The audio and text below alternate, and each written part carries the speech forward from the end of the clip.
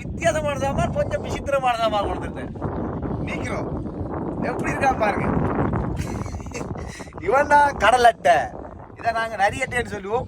இது வந்து ஒன்றுக்குமே பயன்படுத்தப்படாது. இது ஒன்றுக்குமே சரி வராது. இவரை சாப்பிடவே ஒன்றும் செய்யவே இல்லை. ஏன்னா இவர் இதுக்குள்ளே வந்து தண்ணி தான் கிடக்குது.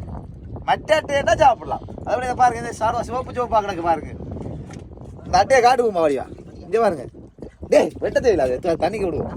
ஓ இது எதுக்குமே பிரயோஜனப்படாது இந்த அட்டை. இது வந்து மண்ணை தான் சாப்பிடுவோம்னு நினைக்கிறேன் கடலுக்கு இருக்கிற மக்களே. அதை விட என்ன பிரயோஜனம் பாருங்க. இவனை இப்படி உறைஞ்ச சோப்பு சோப்பாக வருது கையில்.